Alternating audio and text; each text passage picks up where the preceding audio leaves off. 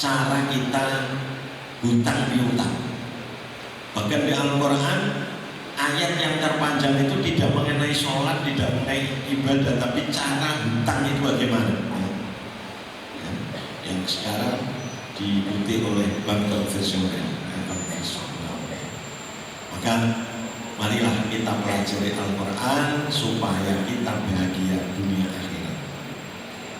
Di dalam Al-Quran sudah cara makan diterangkan, cara tidur juga diterangkan. Kalau kita pelajari pasti kita akan kalau kita laksanakan akan bahagia dan sehat selalu. Jadi kalau cara makan mengikuti Al-Quran. Cuma di sini tidak bisa kita terangkan karena waktunya terbatas. Yang penting Bapak Ibu harusnya mau mempelajari Al-Quran supaya betul-betul bisa bahagia. Selanjutnya Al-Quran menjadi pembersih hati. Jadi hati kita itu bisa berkarat, artinya bisa kotor. Ini telah disabdakan oleh Nabi di dalam hadisnya, inna hadhil quluba tasdaqu kama yasdaqul hadid. Sesungguhnya hati ini yang ada di dada kita itu bisa berkarat sebagaimana besi. Kita sudah tahu besi kalau kena air, kena hujan, pasti lama-kelamaan yang aslinya itu berkilau, yang aslinya itu bersinar, lama-kelamaan akan gusang. Gusang tidak dibersihkan, lama-kelamaan akan keluar kuning-kuningnya. Kuning-kuning sedikit yang dinamakan karat tidak dibersihkan pasti akan tambah-tambah dan meliputi, menutupi besi itu, yang kelihatan hanya karatnya saja. Nah, hati kita bisa berkarat ini karena apa? Yaitu karena banyak dosa dan karena lupa kepada Allah Subhanahu wa Ta'ala. Padahal kalau kita megang HP ini WA-an pasti hati kita lupa kepada Allah. Apalagi kita sudah disabda oleh Allah banyak dosanya. Kullu bani Adam khata'un. Semua bani Adam, mestinya kecuali para nabi, itu banyak kesalahannya, banyak dosanya.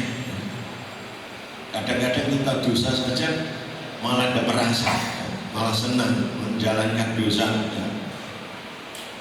Seperti kita merumpi, ini kan rasanya wong kan hibah, itu mas dosa. Tapi kita kadang-kadang tidak merasa itu dosa, bahkan senang. Maka hati kita akan berkarat. Kalau hati berkarat, pasti yang disenangi adalah yang jelek-jelek. Kalau hatinya bersih, yang disenangi ini adalah yang baik-baik. Umpamanya hati bersih, kalau kita nonton TV pasti yang ditonton tidak seleb, tapi yang ditonton sebangsa mama dan anak, atau jamaah, jamaah itu yang ditonton kalau hatinya bersih. Kalau hatinya berkarat, ya apa yang ditonton seperti silat dan lain sebagainya. Yang diterangkan paling orang-orang fasik. Nah, ini menjadikan hati kita tambah berkarat.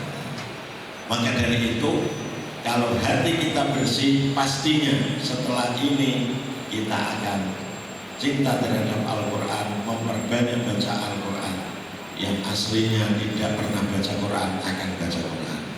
Yang bacanya Quran asalnya sedikit akan banyak. Dan nanti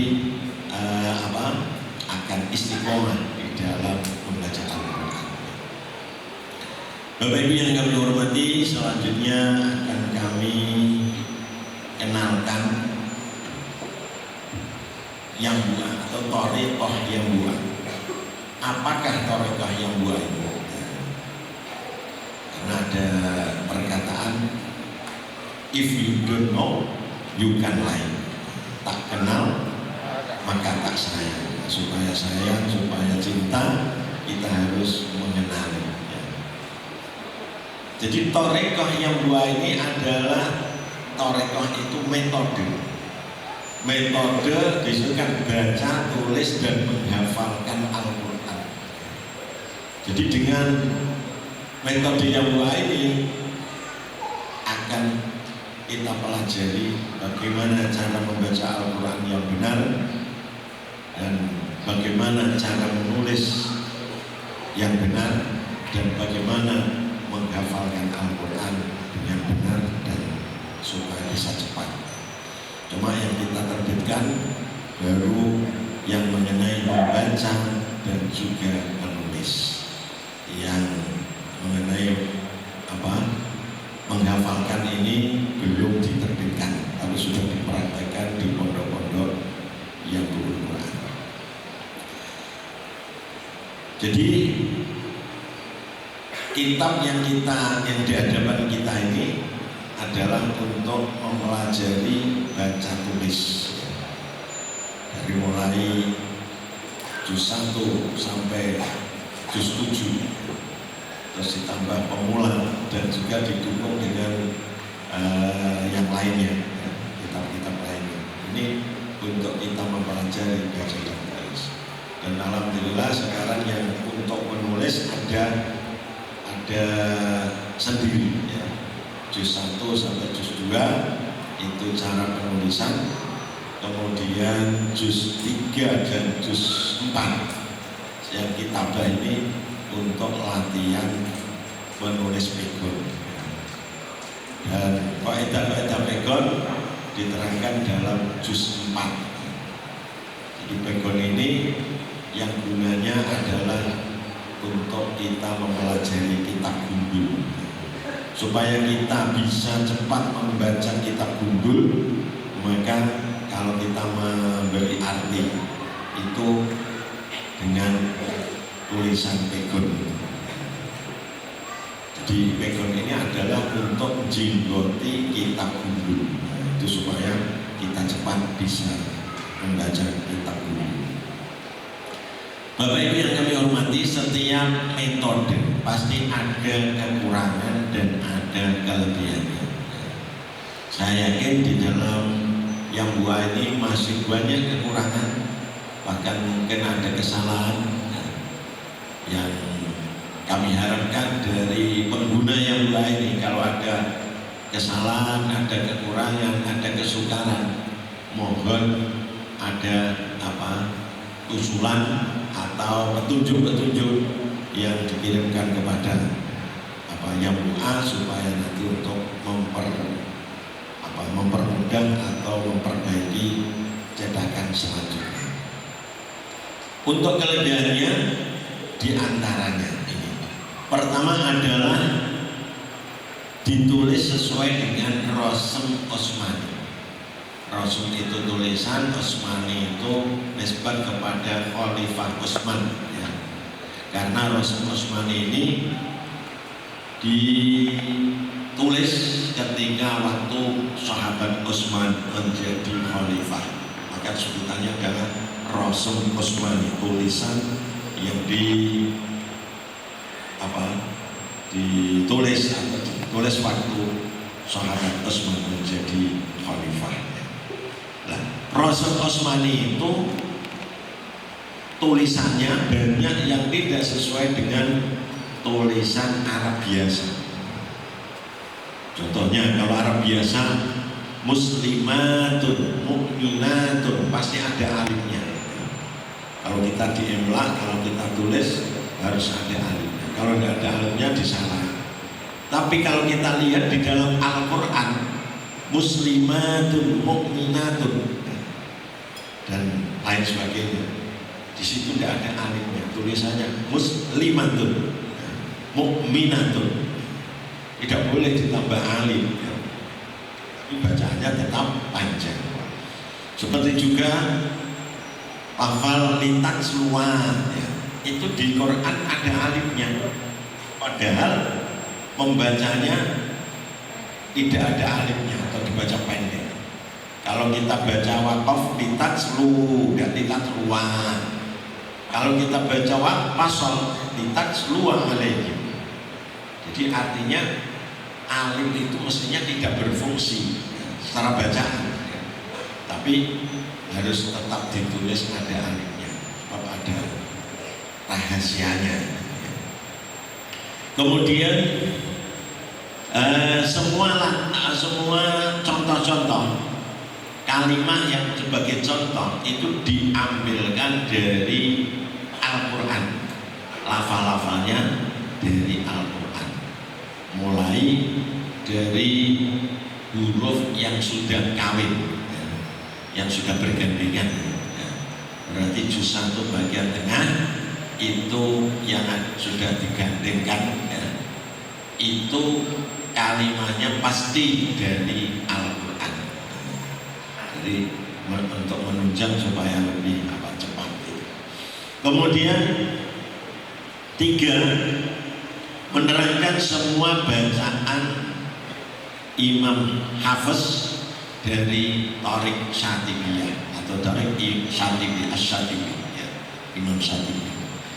Jadi di dalam Quran Imam Hafiz ini juga banyak bacaan horib, bacaan yang tidak sesuai dengan kaidah yang umum.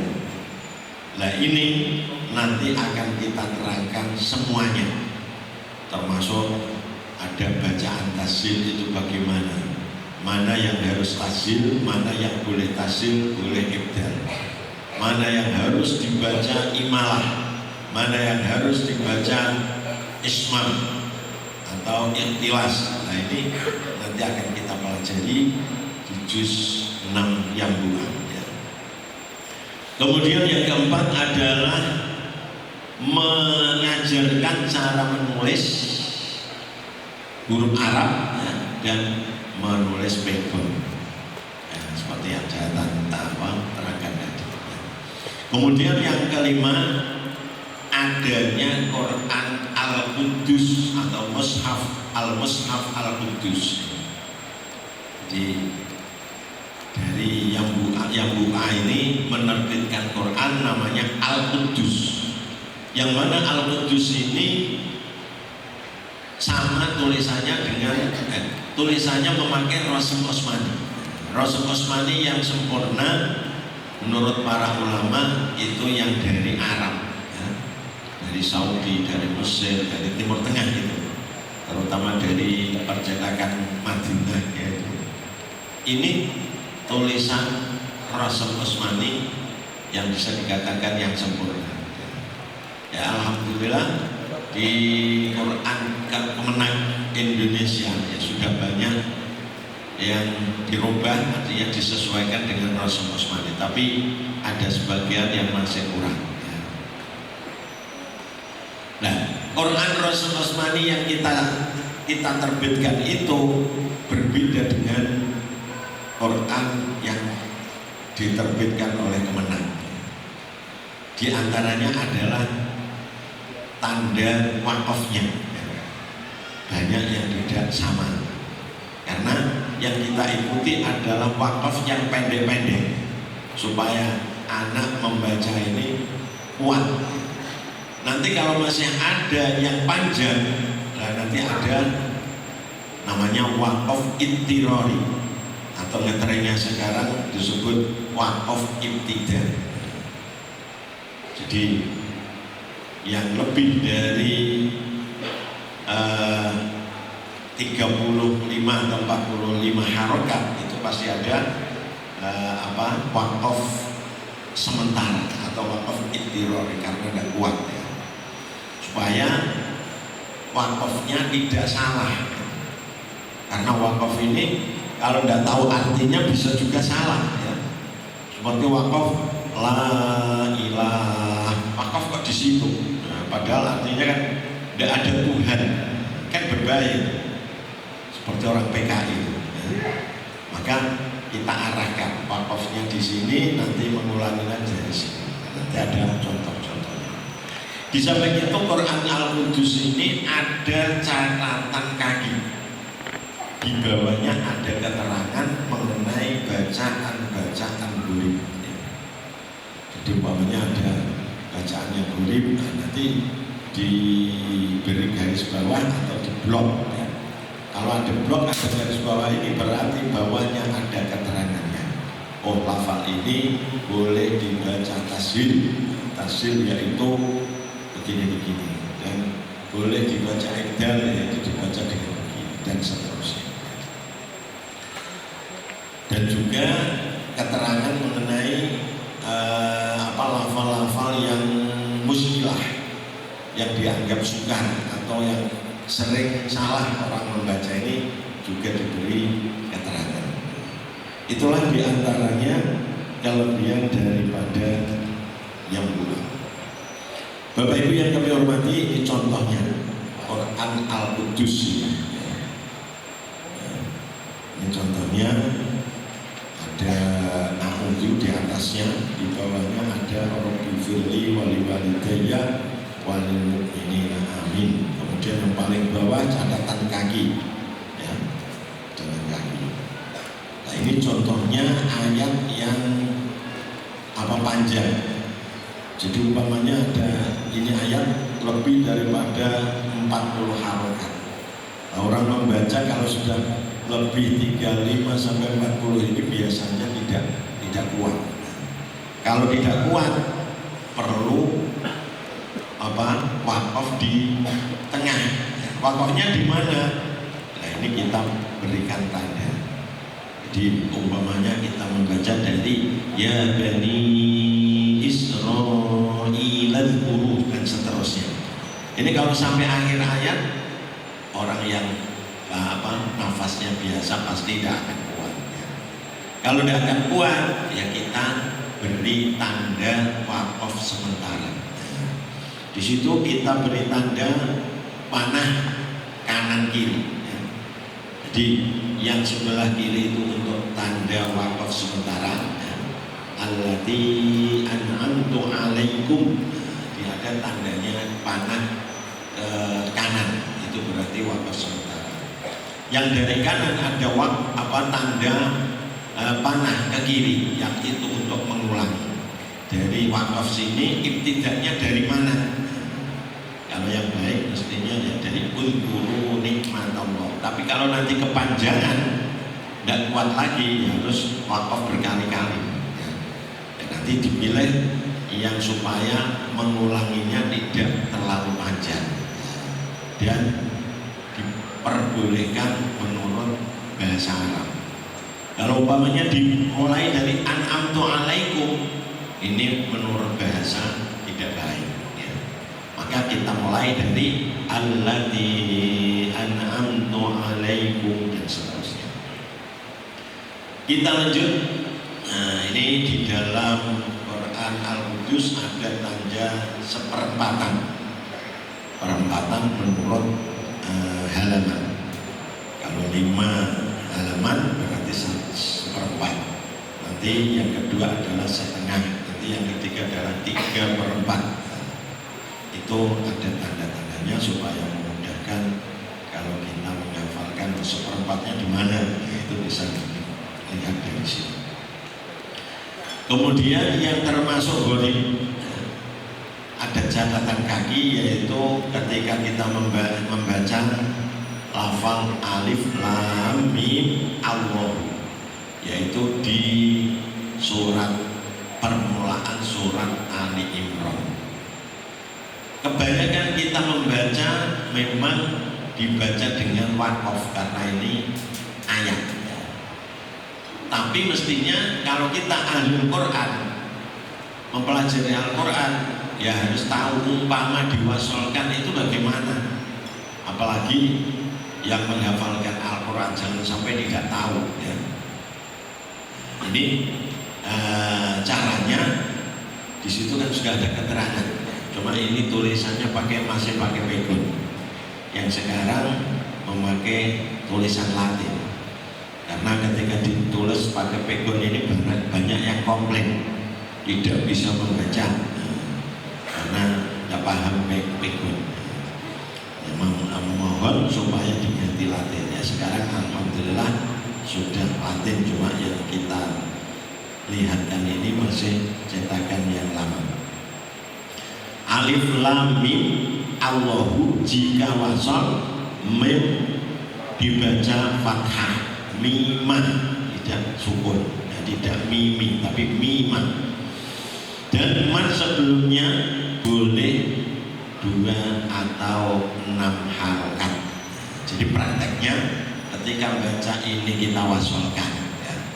Dan nanti kalau mengajarkan juga harusnya dipraktekkan, ya. Dibaca wakaf dulu, ya. Kemudian dibaca wasol, ya. Karena ini wasolnya ada 2 wajah, ya diulangi wasolnya 2 kali, ya. Jadi nanti mengajarkan alif lam mim 6 harokat. Allahu la ilaha illa huwal hayyul qayyum. Itu wakafnya dan biasanya dibaca begitu. Nah, ketika kita wasolkan, memnya harus dibaca ma. Prakteknya alif lam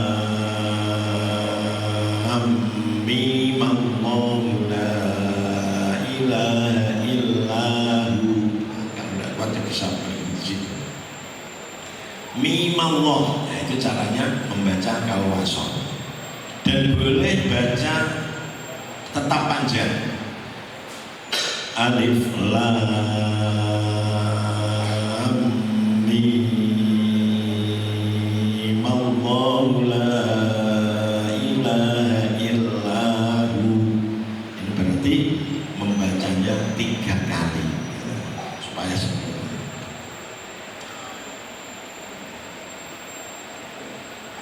Alhamdulillah.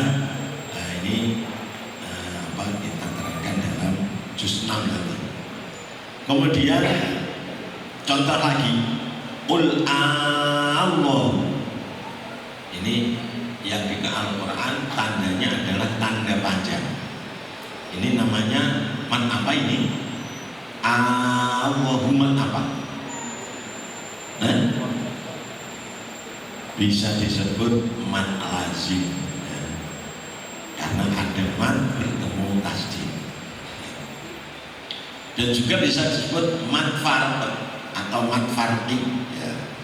Karena ada hamzah istifham bertemu al, ya, dan dibaca panjang. Nah, itulah namanya, ya. Tapi ini boleh juga dibaca tasil. Tasil itu membaca hamzah dibaca antara hamzah dan alif. Maka ini boleh dibaca Qul ahallahu adzina lakum. Nanti kalau praktek ya harus 2 kali. Pertama Qul ahallahu